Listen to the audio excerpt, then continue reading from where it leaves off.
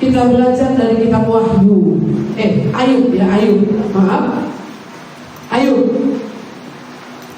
Mari kita membuka kitab Ayub. Iya. Masih ada kita yang mau Alkitab kan? Iya, enggak handphone lagi.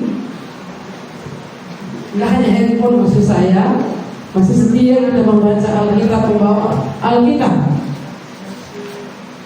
Mari kita lihat Ayub pasal 1 ayat 20 sampai 22.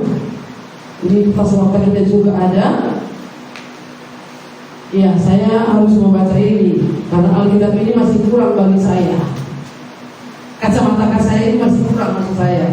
Kacamata saya ini kurang untuk membaca Alkitab ini. Perlu ditambah lagi. Oke, mari kita lihat ayat 20 sampai 22. Kita baca bersama-sama. 1, 2, 3. Maka berdirilah Ayub, lalu mengoyak jubahnya dan mencukur kepalanya. Kemudian sujudlah ia dan menyembah. Katanya, dengan telanjang aku keluar dari kandungan ibuku, dengan telanjang juga aku akan kembali ke dalamnya.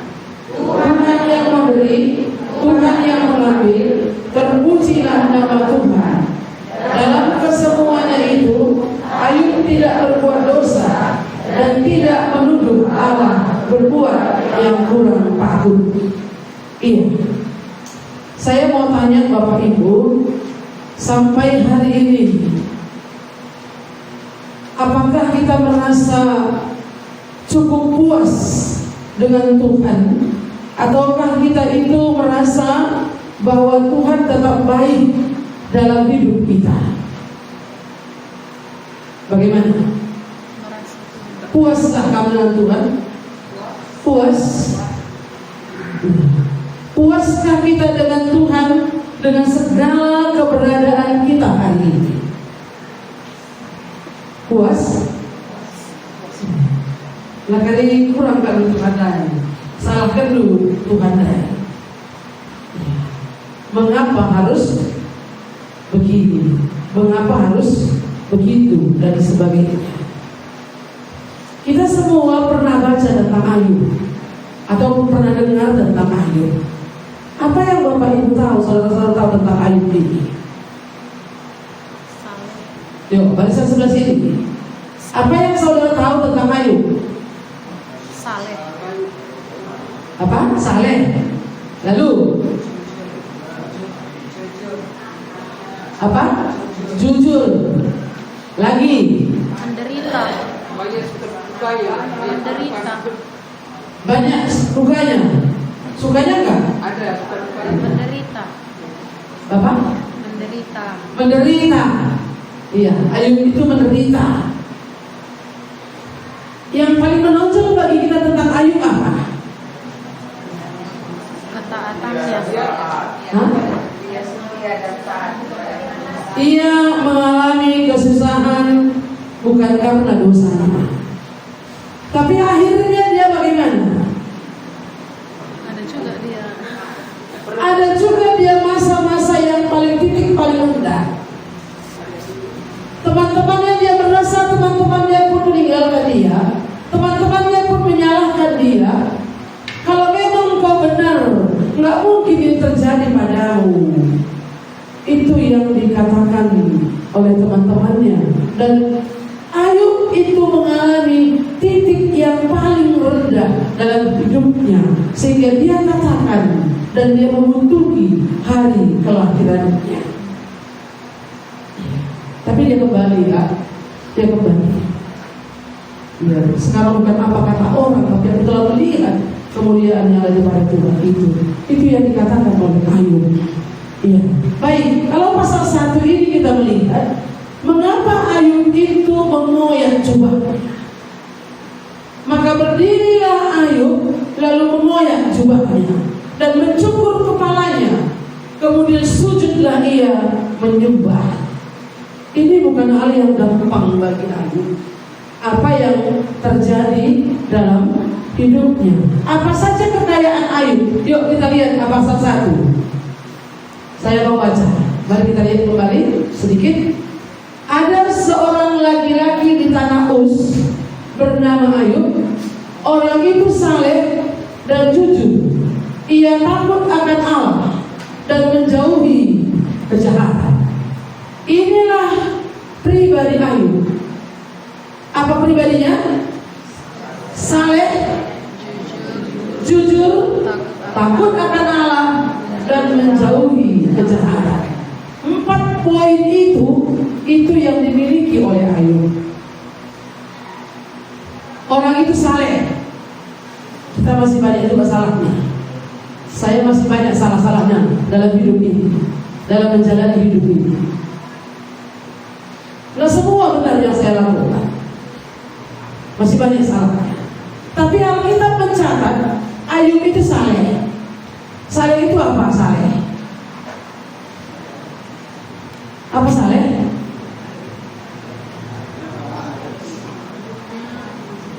Saleh itu adalah orang yang tidak bercacat dalam ibadahnya.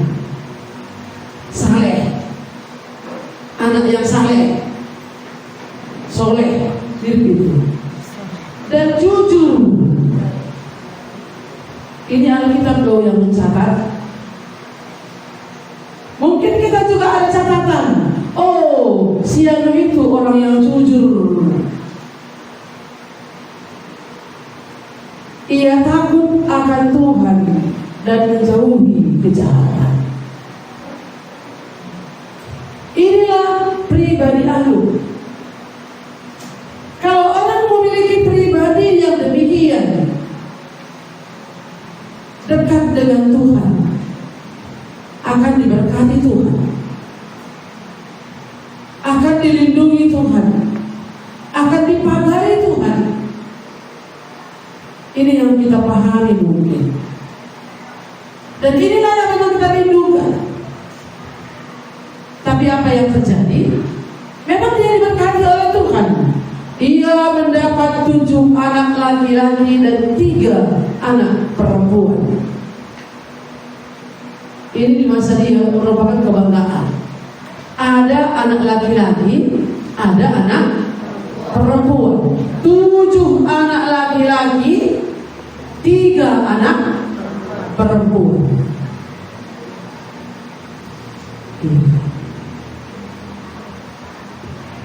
Apalagi katanya? Mari kita lihat ayat 3. Ia memiliki 7.000 ekor kambing domba, 3.000 ekor unta, 500 pasang lembu, 500 keledai betina, dan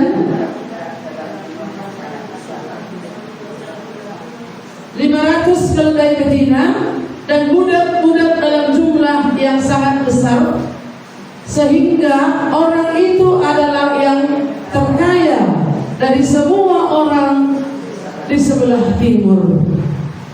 Jadi dia itu dicatat sebagai orang yang terkaya. Kamu terkaya di kampung lu? Kamu terpintar di kelas lu? Kamu tercantik di masa usia lu sekarang ini? Hah? Tidak. Kamu si banyaknya mas udah doang? Nah, ini dicatat. Dia adalah orang yang terkaya, tapi dia jujur, dia tidak sombong. Kita udah gak kaya, miskin lagi, sombong lagi, jahat lagi, mental lagi. Ini keadaan kita. Bandingkan minta pesaing dai, udah gak kaya, sok paten, betua-tua kan lengkap dah sudah. Tapi pandai ke mana? Mesti ke mana? Ia kan sejarah. Ya, inilah banyak orang seperti itu. Iya.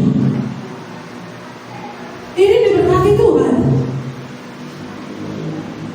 datanglah iblis sama Tuhan. Ataupun mungkin kita juga kadang-kadang seperti iblis. SMP belum berhenti ada kecil sobat. Sering kita bilang gitu ya. Perbandingan adik aku bin kambing bagi aku kampi labu ngasuh. Kita bilang lagi sama orang itu, bolehlah ngomong, orang kamu lebar kelapa sawitku, banyak kamu lebih sendu, belum kita merana. Iblis ini kita udah kayak iblis ini. Iblis kan bilang gitu ya, sama Tuhan. Apa katanya? Karena kau pagarinya si ayam itu, iya kan? Karena kau beri dia kesehatan, karena kau berkatinya dia, maka dia menyembah engkau. Ya, kata Tuhan, Ayub dicoba. Silakan kau ambil semuanya. Silakan kau buat yang terburuk dalam hidupnya. Tapi sayangkan, jangan kau ambil nyawa. Itu kata Tuhan. Kesahnya saja lepas ia. Makanya orang karo gak jujur, lagunya gini. Kesah pena dicari lepas aku ini. Kesah pena jalan belajar di nama, tapi gak begitu. Nah, jadi ini Ayub ini bilang apa? Waktu dia itu dalam satu waktu.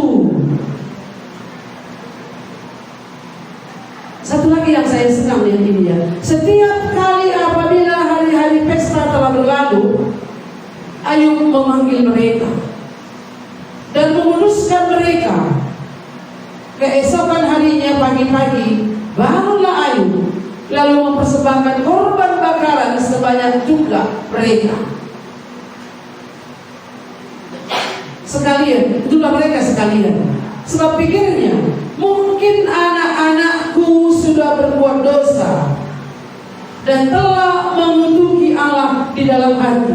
Demikianlah dilakukan Ayub senantiasa. Ya. Demikianlah Ayub dilakukan Ayub senantiasa. Setiap kali dia mengadakan pesta, mungkin pesta itu mungkin ada kemabukan di sana, mungkin ada hal-hal yang salah berbicara dan sebagainya. Maka selesai pesta itu, dia apa? Dia memberikan persembahan, menguduskannya. Mana tahu anak-anakku ini ada yang berbuat salah. Jadi saya pikir Ayub ini benar-benar jujur, benar-benar tulus, benar-benar takut akan Tuhan. Tapi Tuhan mengizinkan banyak hal, bukan sesuatu yang terjadi kepada dia. Apa yang terjadi? Anaknya yang 10 mati semua. Hartanya yang banyak itu habis. Berapa waktu? 10 tahun? Hah? 1 hari itu.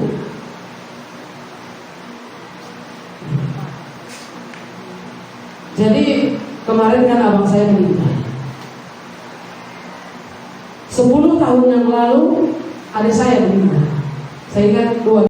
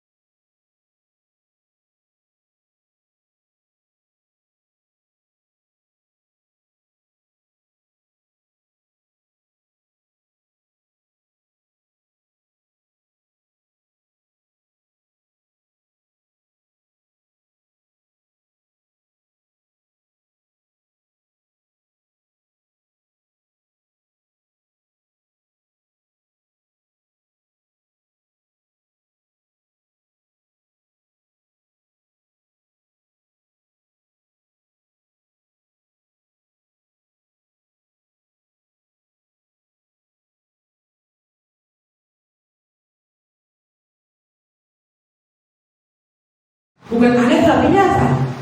Tapi ini nyata.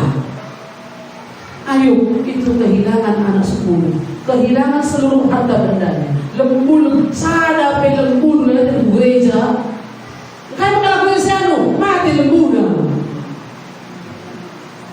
Iya betul itu. Tuhan tenang. Nah dong kan, 15 juta benar dalam buku andai lagi. Begitulah.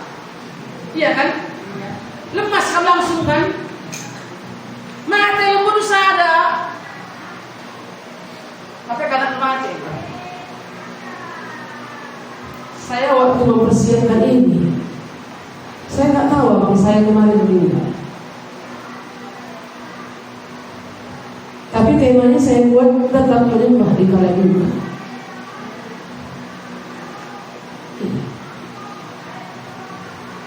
Waktu mau pergi, sekitar jam 11 kemarin telepon datang. Bi, bola meninggal. Seperti memang 3 hari dia tidak telepon. 3 hari dia tidak telepon. Saya pikir kalau ada anaknya di sana, aman dengan ini. Kan sudah ada tangannya. Mereka datang dari Aceh, Akebon, sudah menempatkan diri, sudah mau tinggal di sana. Kalau bapaknya sakit, lalu mengurus dia. Iya. Tapi nggak telepon dia, ya berarti saya pikir udah aman, nggak apa-apa lagi itu. Kemarin itu ceritanya itu, ya. Ini hari Sabtu. Saya nggak terpikir lagi kalau mau telepon orang pun tertentu kami yang khotbah itu nggak gampang. 1 hari, setengah hari itu nggak gampang. Dan saya memang nggak terpikir telepon siapapun, karena saya harus juga menolong Karo. Bagaimana ini untuk memberangkatkan? Dia bilang aku nggak mau pergi. Untuk apa aku pergi kalau sudah mati?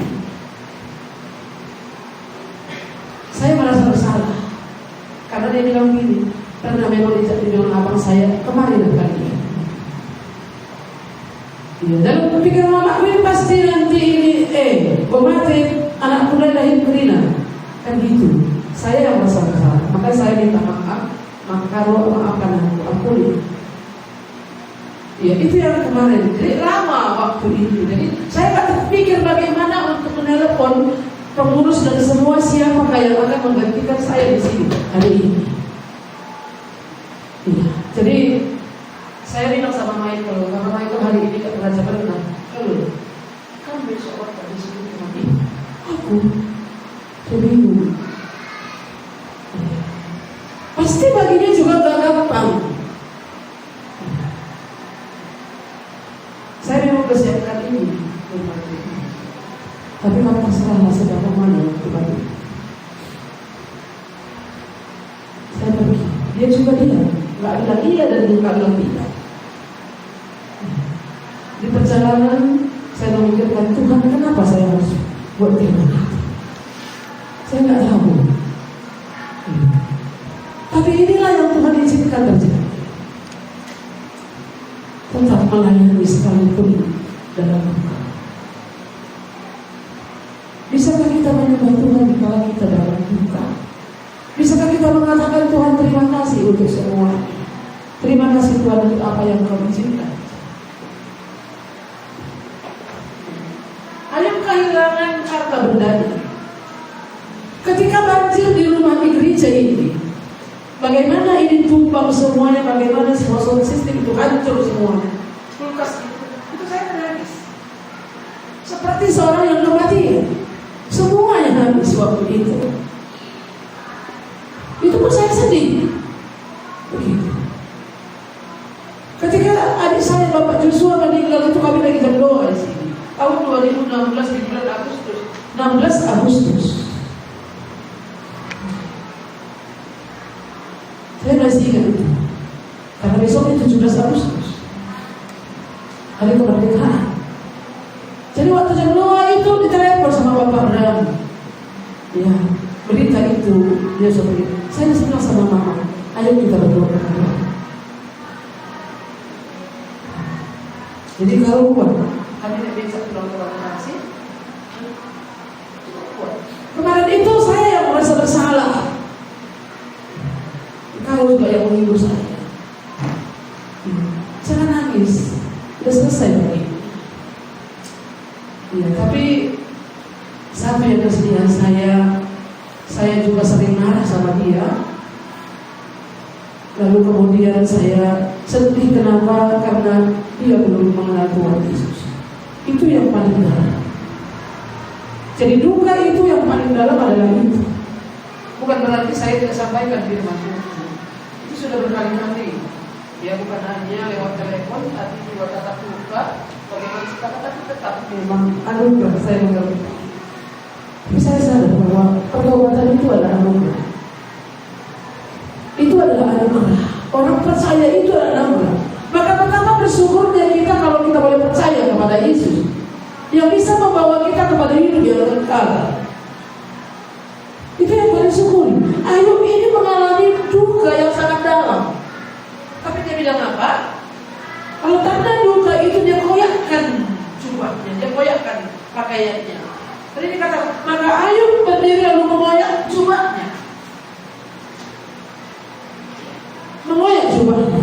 Apa artinya mengoyak jubah itu? Itu tanda duka. Tanda duka. Tanda itu kehilangan kemuliaan. Tanda itu bahwa kita ini memang serendah-rendahnya.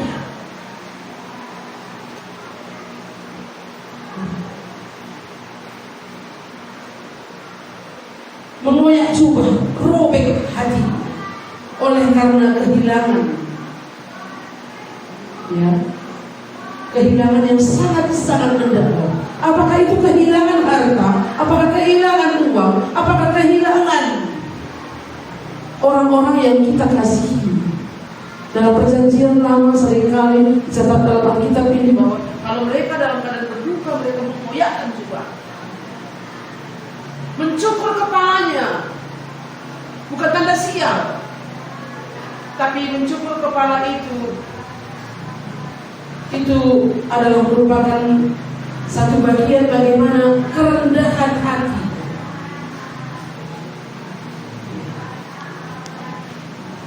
Bapak Ibu sama-sama yang dikasihi, ini yang dilakukan oleh Ayub. Dan tanda berkabung itu ada juga duduk di laut. Itu yang dilakukan oleh Daud. Jadi betapa dalamnya luka Daud ini, Ayub ini. Ketika dia kehilangan anak-anaknya, ketika kehilangan harta bendanya. Ayat 8 itu. Pada suatu hari datanglah anak-anak Allah menghadap Tuhan. Saya ulang ya. Ayat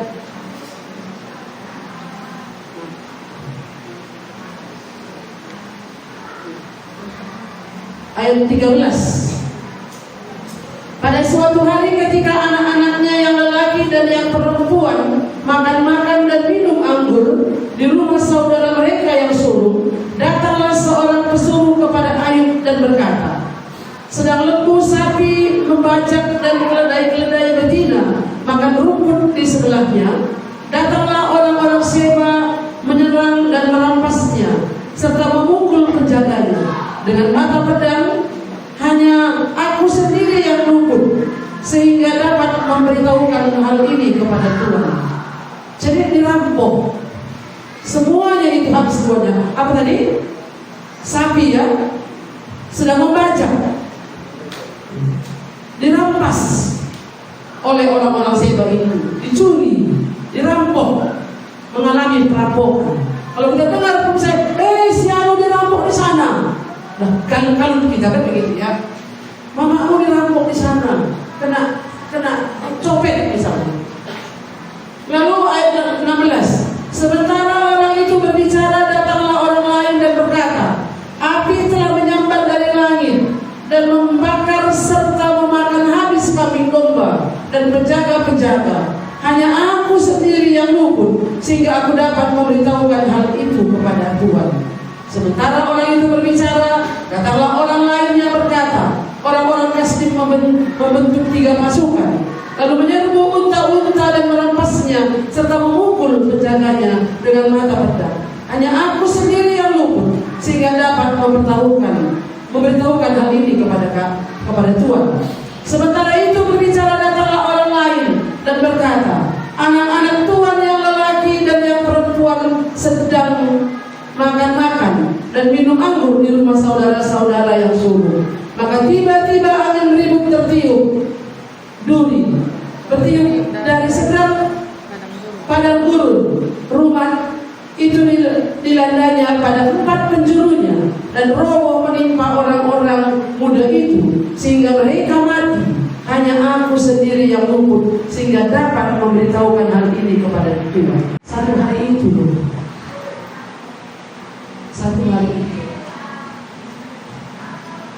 anaknya 10 mati, unta-untanya ratusan, lembu sapi, semuanya habis.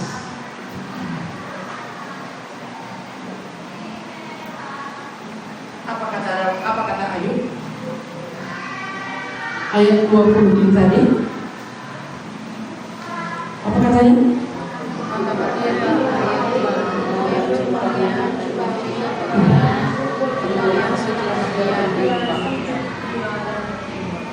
Maka berdirilah Ayub lalu mengoyak jubahnya dan mencukur kepalanya, kemudian sujudlah ia dan menyembah, merendahkan diri di hadapan Tuhan. Itu yang dilakukan oleh Ayub, merendahkan diri di hadapan Tuhan. Saya bilang sama Tuhan, Tuhan Yesus ampunilah aku kalau aku kurang bijak untuk membawa mamaku bertemu dengan anakku di sana. Saya selalu alaskan mama gak sehat. Itu memang benar. Mama bilang mati kalian lagi. Itu kenyataannya yang percaya. Makanya saya minta ampun sama Tuhan, ampuni saya. Saya minta ampun sama mama, dari ampuni, kalau ampuni, maafkan. Ya. Ini pembelajaran bagi kita. Saya secara pribadi begitu ya. Tapi Tuhan mengingatkan saya, rancanganku bukan rancangan, jalanku bukan jalan. Itu yang Tuhan ingatkan. Seperti apapun konsep, kalau Tuhan tidak mengizinkan, tidak akan bisa terjadi. Inilah cara Tuhan yang terbaik. Itu menjadi penghiburan bagi saya. Rancanganku bukan rancanganmu, jalanku bukan jalan.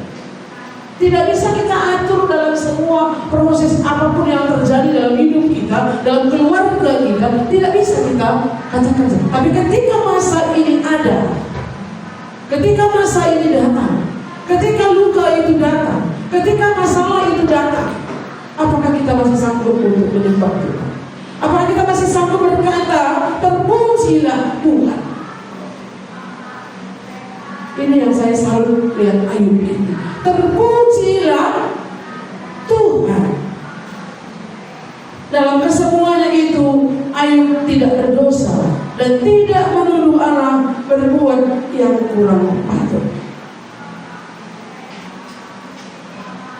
Saya bilang sama Tuhan, Tuhan adikku dulu sudah sempat menolak Tuhan, tapi abang pilih keras sakit. Sampai hari ini dia tidak boleh masuk karunia itu. Sedih. Saya tahu kemana dia berangkat. Tapi anak-anaknya katakan ini adalah bulan yang baik, hari yang baik keberangkatannya. Maka segeralah kita lanjutkan pemakamannya. Tidak bisa ditunggu sampai besok. Tidak. Tapi ya sudah.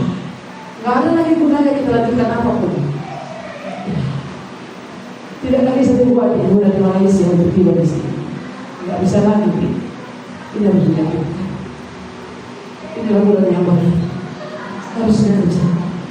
Dan tidak boleh dilama-lama dulu. Itu menjadi keyakinan mereka. Sedih-sedih. Tapi rancanganku bukan rancanganmu, jalanku bukan jalan. Kadang-kadang kita berpikir bahwa dengan keluarga besar ini terjadi pro dan kontra.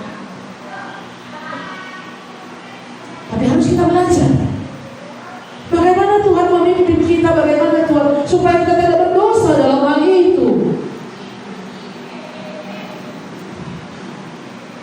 Supaya tidak berdosa dalam hal itu. Makanya kemarin pulang Nonong cerita sama anak-anak, sama kumpulnya.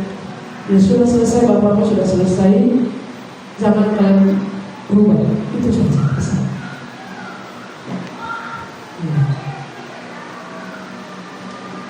Itulah yang dikatakan di sana. Kalau berubah, apapun yang terjadi. Saya memang agak keras ngomong. Saya bilang sama abangnya, apapun yang mau kerjakan, kamu harus adu dengan adikmu. Satu perempuan ini juga, ini adalah saudara. Jadi harus tobat. Gak tahu seperti apa mereka, tapi terserah mereka. Tapi apa yang dalam hatiku harus kusampaikan kepada mereka. Iya, tetap menyembah di kala duka. Waktu itu saya berpikir, Mami, jadilah aku yang baik. Saya saja, saya bilang sama mereka. Tuhan mengingatkan saya bahwa sesuatu itu terjadi, kita harus punya komitmen. Ayub itu memiliki pengenalan yang benar akan Tuhan. Memiliki pengenalan yang benar, pengenalan hidup yang benar. Dia tahu bagaimana kehidupan ini. Memiliki pengenalan yang benar akan Tuhan. Tuhan yang memberi, Tuhan yang memanggil. Dia mengerti tentang otoritasnya Tuhan. Itu yang saya tahu. Bahwa dia mengerti bahwa inilah jalan-jalannya Tuhan. Tinggal sendiri dengan istrinya, dan kalau kita baca terus pun istrinya pun mengutuk dia, matikan saja bang. Itu kata istrinya, mati aja lah kau. Teman hidup pun tidak lagi menolong. Itu yang dilakukan istri Ayub. Tapi dia katakan apa? Terpujilah Tuhan. Tuhan yang memberi, Tuhan yang mengambil. Dia sangat mengenal Tuhan. Ini adalah keputusan Tuhan. Ini cara Tuhan. Nggak dibilang Tuhan sama dia, Ayub, gini kata ini sama aku, coba tolong ya, tenang aja kau ya, nanti ku kembalikan. Nggak ada Tuhan berbicara kepada Ayub seperti itu. Tapi Ayub hatinya, kejujurannya, bagaimana dia dekat dengan Tuhan, takut dengan Tuhan, dia mengerti tentang otoritasnya. Aku yang punya otoritas, belajar untuk menghormati Tuhan.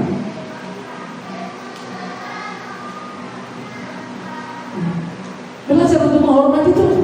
Belajar untuk menghormati keputusan Tuhan. Sekalipun ada keluarga orang yang kita kasihi tidak sampai kepada anugerah itu, belajar untuk menghormati keputusan Tuhan. Ini gak gampang. Itu yang pertama yang dimiliki oleh Ayub itu. Yang kedua di sana, Ayub memiliki komitmen yang benar.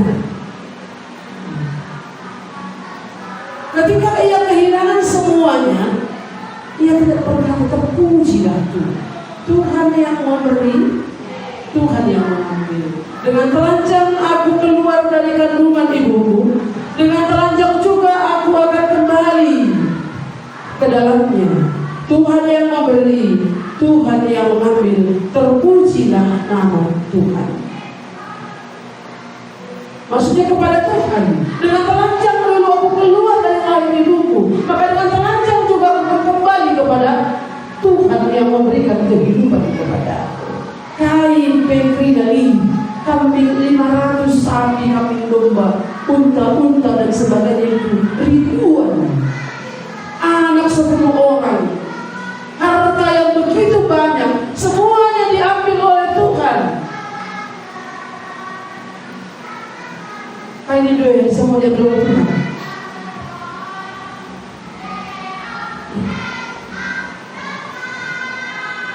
Saya pernah mengenal orang tertentu. Dia menikah di usia mungkin lebih 40 tahun waktu itu. Dan Tuhan percayakan seorang anak baginya. Ketika dia melahirkan anaknya, suaminya meninggal. Ya. Ketika dia melahirkan anaknya, suaminya meninggal. Udah lama menikah, punya anak, suami meninggal. Pilu gak? Hancur gak hati? Hancur ya?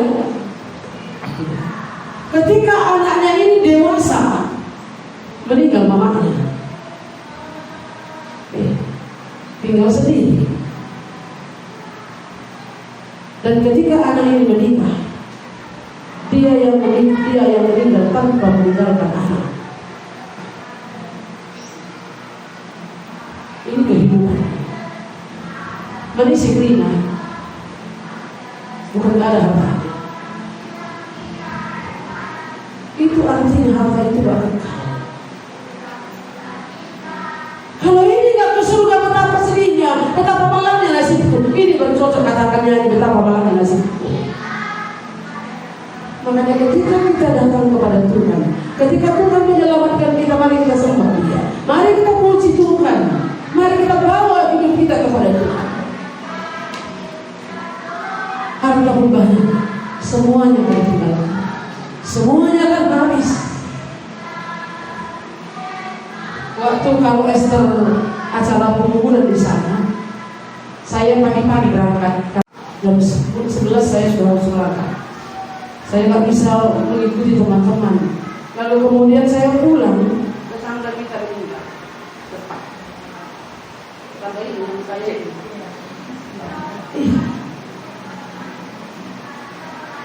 Aceh.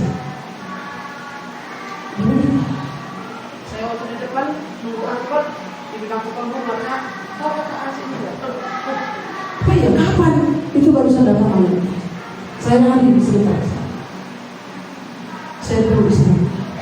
Takut kali dia tinggalkan aku, tinggalkannya juga aku. Hartanya yang banyak itu, kurasa sekali dengan suaminya sudah 77 tahun umurnya. Lebih baik daripada ada ini bersama kami. Itu yang kita tahu. Makanya punya suami, punya istri, ya jangan pikir apa paling perlu. Pasangan yang paling penting. Dari Rawi Budusu. Jangan pikir lebih berharga. Kering manusia tadi harus ribu serjudi, bisa saja. Gak apa-apa. Jika dengan pasal masih berjudi dia, belum tahu kan dia. Dia baru dibuat. Jadi Bapak Ibu saudara-saudara yang dikasih Tuhan, ada komitmen. Ayub itu punya komitmen. Sekalipun dia dalam keadaan duka, sekalipun dia kehilangan, dia bilang apa sama Tuhan? Terpujilah Tuhan. Dalam kesemuanya itu Ayub tidak berbuat dosa dan tidak menuduh Allah berbuat yang kurang ajar, tidak menyalahkan Tuhan. Tuhan, kenapa begini? Kenapa begini? Mengapa begini? Dia tidak menyalahkan Tuhan.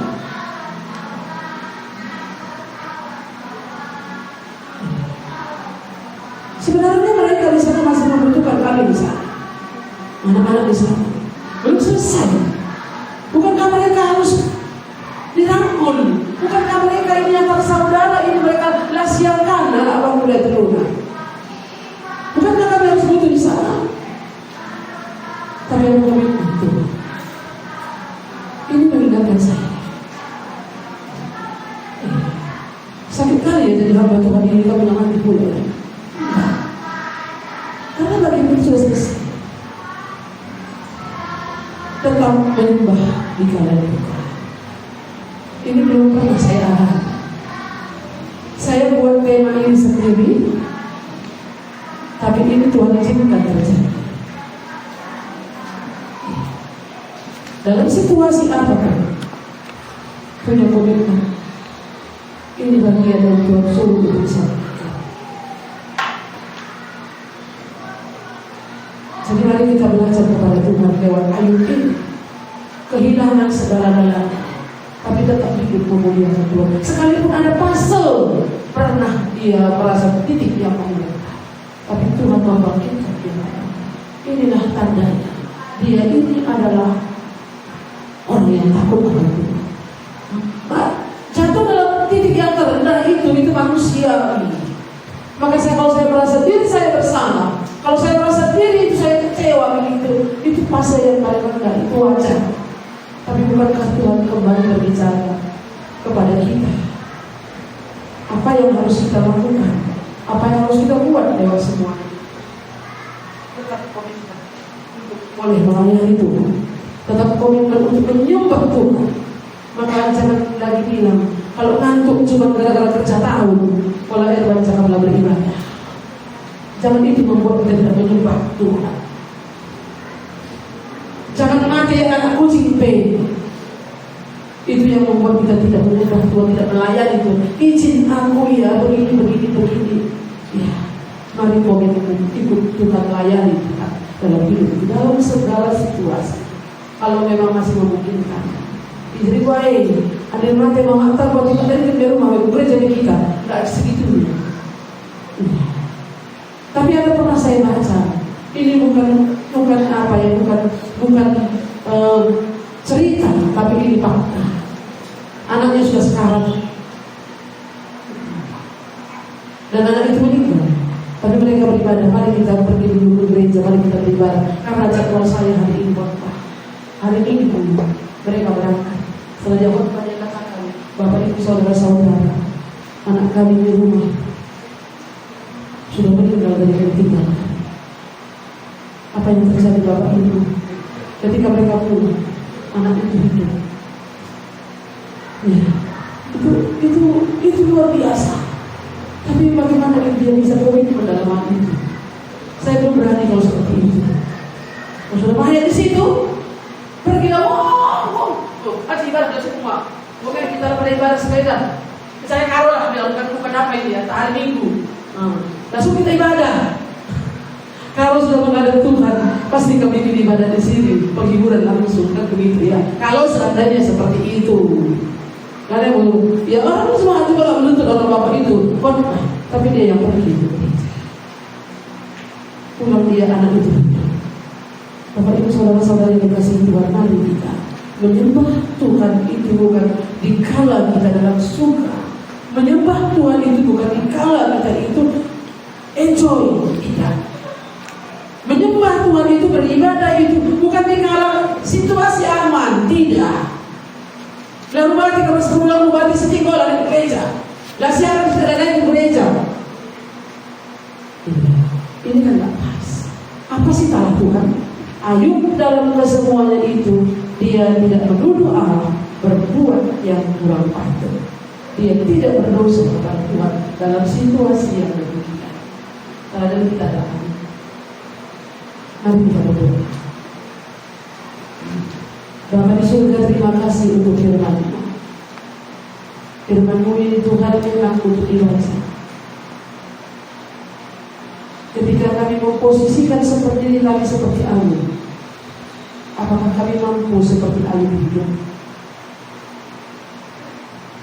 Ayub bisa melakukan hal itu oleh karena pengenalannya yang benar akan Tuhan. Cara pandangnya yang benar kepada Tuhan. Cara pandangnya tentang kehidupan ini adalah benar. Dan Ayub itu punya komitmen untuk setia kepada Tuhan. Tuhan Yesus, ini kami sebagaimana kami Anda.